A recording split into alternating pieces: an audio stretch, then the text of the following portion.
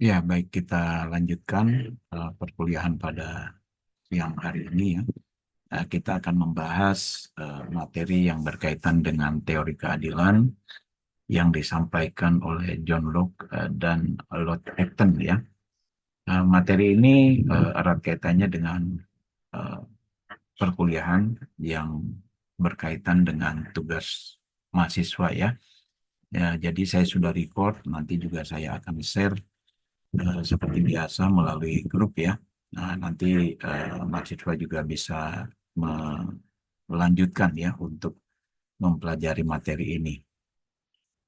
Jadi dua orang ini adalah dua orang yang berhubungan dengan teori keadilan uh, dan tentu saja materi ini bisa digunakan juga ya untuk menggunakan analisis di grup ya atau analisis yang dilakukan oleh individu. Dan nanti akan dipresentasikan di pekan depan ya terkait dengan materi yang sudah dipilih ya. Kalau ini adalah materi yang berkaitan dengan tentu saja cara menganalisis ya, cara menganalisis untuk mempertajam juga materi yang sudah saya berikan. Jadi dua tokoh ini mengemukakan ya, John Locke itu mengemukakan bahwa manusia memiliki hak asasi alamiah, yaitu hak asasi atas kehidupan, kebebasan, dan kepemilikan atau life, liberty, and property. Ya, pemerintah hanya sah jika melindungi hak-hak ini. Ketika pemerintah gagal melindungi hak properti, rakyat berhak untuk menentangnya. Sementara Lord Acton dalam teorinya tentang kekuasaan menyatakan power tends to corrupt and absolute power corrupts absolutely. Lord Acton menyoroti bagaimana kekuasaan yang tidak diawasi cenderung melahirkan penindasan terhadap kelompok yang lemah. Ya, jadi itu juga bisa dikaitkan ya dengan peristiwa yang terjadi di Indonesia, misalnya penggusuran di Rempang, ya, kemudian penggusuran di PIK 2 ya. Nah, itu juga eh, tentu mengacu pada teori yang disampaikan oleh Lord Acton ya. Nah, kemudian isu keadilan dalam kasus hukum yang tajam ke bawah ya. Seperti halnya terjadi dalam beberapa kasus lain, misalnya kasus seorang jaksa yang speak up tentang mobil dinas, tapi kemudian dia dihukum ya, bahkan kehilangan pekerjaannya sebagai jaksa. Tentu saja ini juga bisa menjadi bagian dalam eh, melakukan eh, upaya ya untuk melihat bahwa dalam teori yang disampaikan oleh Lord Acton ya, itu mereka yang mempunyai kekuasaan cenderung menyalahgunakan kekuasaannya. Itulah perlunya media ya, media untuk mengawasi jalannya kekuasaan agar tidak disalahgunakan atau tidak sewenang-wenang ya dalam kegiatan menyelenggarakan kebijakannya ya. Kemudian dalam teori Locke ya, dari definisi keadilan yang disampaikan itu adalah keadilan merupakan perlindungan terhadap hak asasi manusia di mana setiap individu terutama hak kepemilikan. Sementara Locke Acton ya menyatakan keadilan harus mengatasi penyalahgunaan kekuasaan termasuk oleh pemerintah dan oligarki. Ya, jadi kita melihat bahwa dalam dua teori terkait dengan keadilan dalam kasus hukum yang tajam ke bawah ini bisa menggunakan kasus-kasus yang aktual yang terjadi di Indonesia khususnya ya. Prinsip keadilan dalam penegakan hukum. Nah, ini juga merupakan bagian yang terpenting dalam kegiatan hukum dan kode etik media, di mana harus ada keseimbangan hukum. Hukum harus diterapkan sama untuk setiap lapisan masyarakat tanpa diskriminasi berdasarkan kekuatan ekonomi atau politik. Hak tanah dan properti.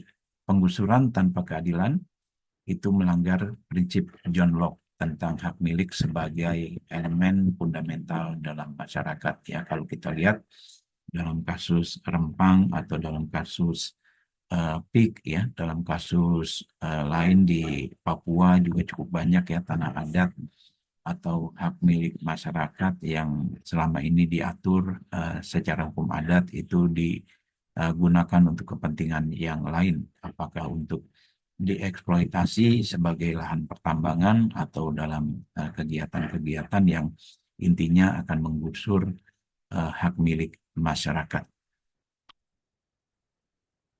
Nah, kita bisa lihat dalam studi kasus dalam PIK 2 yang ditetapkan sebagai proyek strategis nasional ya. Nah, di sini terjadi banyak peristiwa, termasuk ada kegiatan yang menggunakan alat berat ya, yang juga menimbulkan banyak kerugian buat masyarakat yang sudah tinggal di sana bertahun-tahun lamanya ya, karena ada penutupan akses jalan warga dan pencaplokan tanah negara untuk kepentingan pengembang swasta.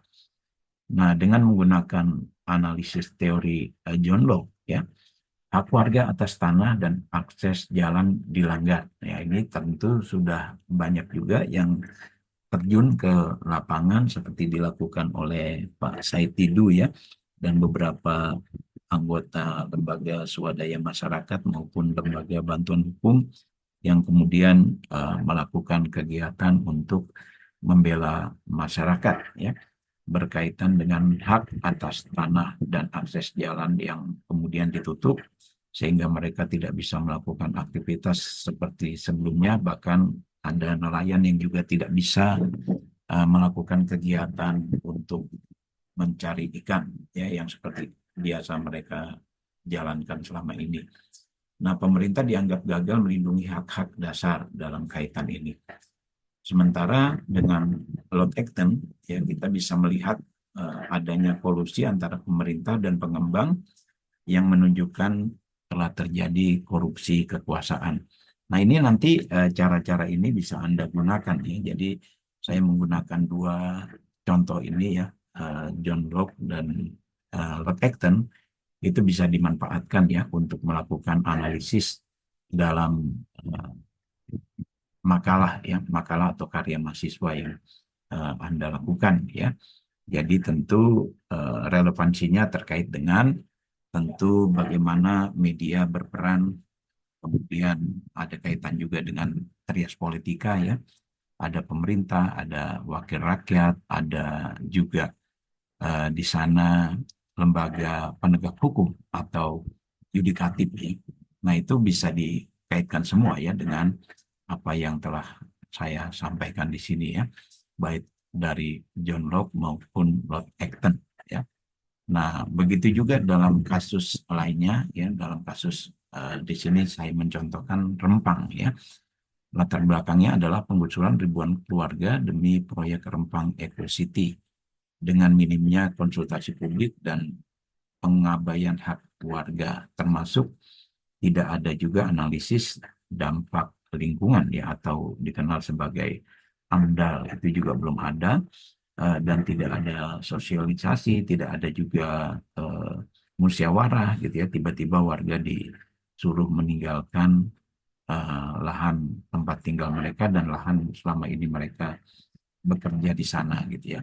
Nah, dengan menggunakan teori John Locke ya, pelanggaran hak properti dan kebebasan warga atas tanah adat ini juga terjadi di beberapa lokasi lainnya ya, termasuk yang terjadi eh, di yang terjadi di Papua ya, atau di Kalimantan dalam kasus IKN misalnya ya, itu juga banyak dan terjadi juga di PIK ya yang tidak jauh dari Jakarta. Jadi kita bisa melihat kasus-kasus ini sebagai studi kasus ya. Kalau Anda uh, tentu sudah memilih ya tema-tema yang sudah Anda pilih itu nanti Anda tuangkan dalam karya mahasiswa yang nanti di pekan depan ya, di pekan depan itu dipresentasikan dalam kesempatan kelas yang kita selenggarakan ya. Sementara dalam kasus Rempang, Lord Acton melihat ya bahwa pemerintah menggunakan kekuasaan secara otoriter tanpa mempertimbangkan aspirasi rakyat ya atau pemilik lahan. Nah, itu juga bisa menjadi bagian untuk mempertajam ya apa yang Anda lakukan. Nah, kemudian dalam kasus Rempang ada penggusuran ribuan keluarga demi proyek eh, Rempang Eco City-nya ini ya. Kemudian ada eh, kegiatan-kegiatan yang tentu saja menimbulkan upaya perlawanan dari masyarakat ya.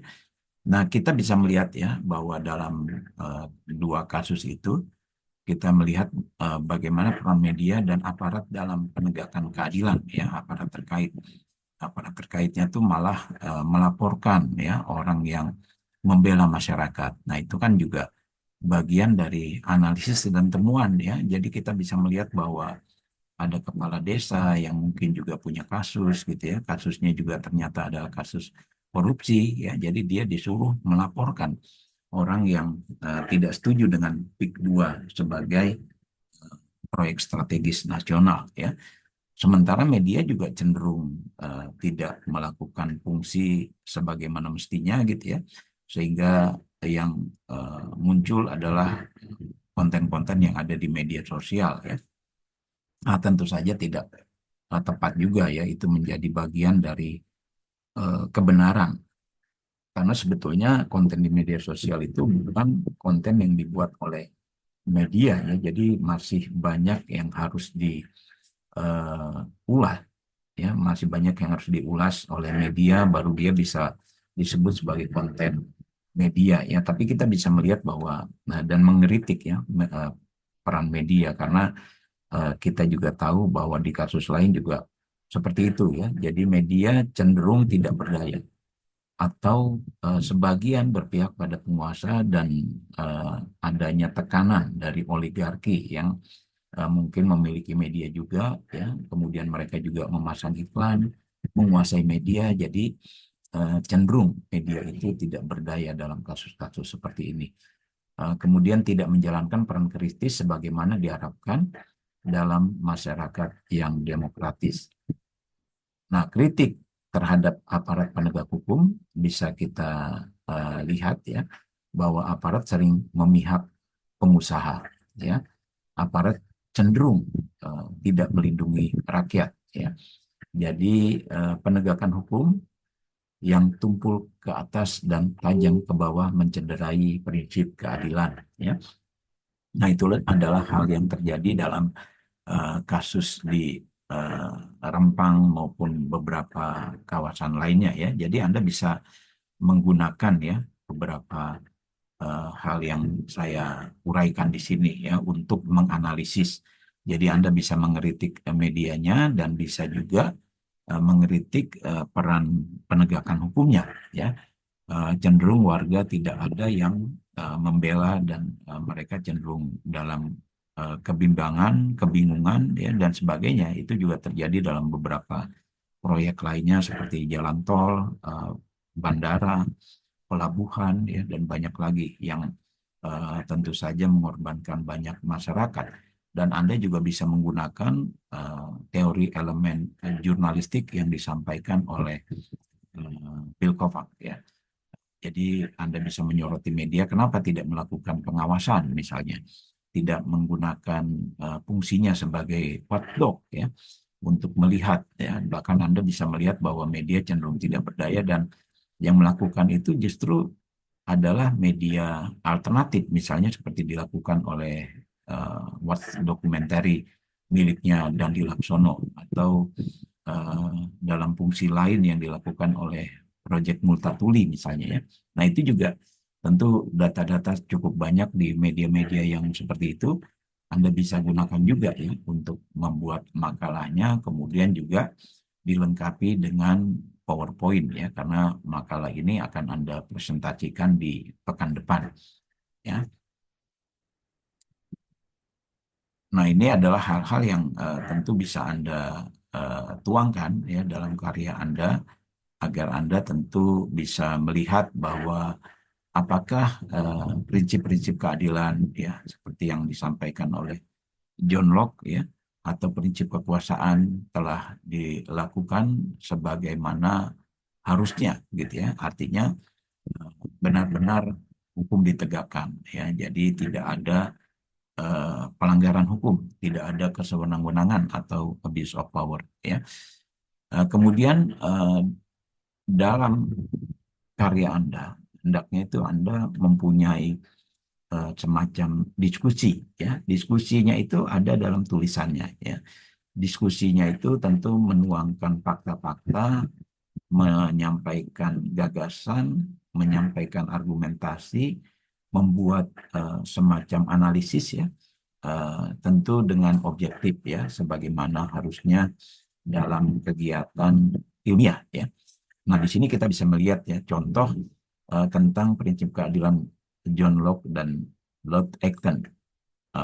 Apakah itu bisa relevan dalam kasus-kasus ini? Bagaimana prinsip keadilan John Locke dan Lord Acton ini dikaitkan dengan kasus-kasus yang berkaitan dengan hukum dan kode etik media ya. Nah, apakah penggusuran ya ini kan karena terkait dengan dua kasus contoh yang kita sampaikan ya, demi pembangunan dapat dibenarkan, jika ya di mana batasannya ya, itu tentu Anda bisa membuat semacam pertanyaan kemudian menjawabnya dalam gagasan argumentasi yang Anda lakukan di karya Anda ini ya. Bagaimana seharusnya media bersikap dalam situasi ini ya? Apa solusi untuk mencegah kolusi antara pemerintah dan pengusaha yang juga bisa jadi melibatkan media ya. Jadi media juga perlu disorot ya, sehingga mereka bisa dianggap sebagai pihak yang menjalankan fungsinya atau tidak gitu ya. Kemudian ada metode refleksinya ya, analisis kritis dengan membandingkan teori yang disampaikan oleh John Locke dan Lord Acton ya. Kemudian menghubungkan dengan undang-undang agraria dan perlindungan hak warga. Anda juga bisa melakukan itu, tentu berkaitan dengan karya yang Anda buat ya. Jadi semua ini tujuannya adalah mempermudah ya, ketika Anda mengerjakan tugas-tugas Anda, tentu kita membuat semacam panduan ya. Jadi dari panduan yang sudah saya buat di video pembelajaran, kemudian ditambah dengan kegiatan perkuliahan hari ini, kita berharap Anda tidak lagi mengalami kebingungan ya, karena kita berharap ini menjadi bagian yang tidak terpisahkan ya dari perkuliahan kita, dan pekan depan akan dipresentasikan, termasuk tentu saja untuk mahasiswa yang belum presentasi sebelumnya ya. Di sebelum UTS itu ada yang masih belum presentasi, jadi kita berikan kesempatan di pekan depan juga ya, tentu dengan jeda dulu ya, tidak langsung dua presentasi ya. Jadi nanti kita akan gabungkan ya, biar Anda sudah mempunyai nilai juga ya, nilai presentasi sebelum UTS dan nilai presentasi sebelum UAS ya. Karena ini merupakan kegiatan yang berhubungan dengan nilai aktivitas partisipatif, dan tentu nanti juga berhubungan dengan proyek karya mahasiswa ya. Proyek karyanya ini nanti kita juga akan berikan lagi beberapa panduan berikutnya ya, karena kita ingin karya Anda itu setidaknya ya muncul juga di media. Jadi salah satunya bisa Anda lakukan tentu dengan membuat semacam video ya. Video yang Anda unggah ya nanti menjadi bagian dari karya mahasiswa ya, videonya itu. Ya, jadi video presentasi ya.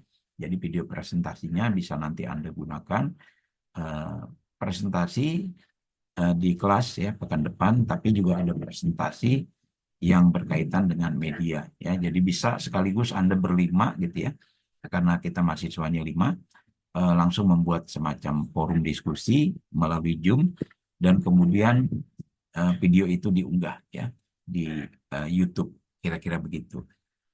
Nah, itu yang bisa saya sampaikan terkait dengan petunjuk ya. Kita stop share dulu untuk melakukan tanya jawab ya. Jadi kalau misalnya ada yang kurang jelas, silakan Anda langsung sampaikan. Ini saya tutup dulu recordnya karena akan saya jadikan sebagai media untuk pembelajaran juga.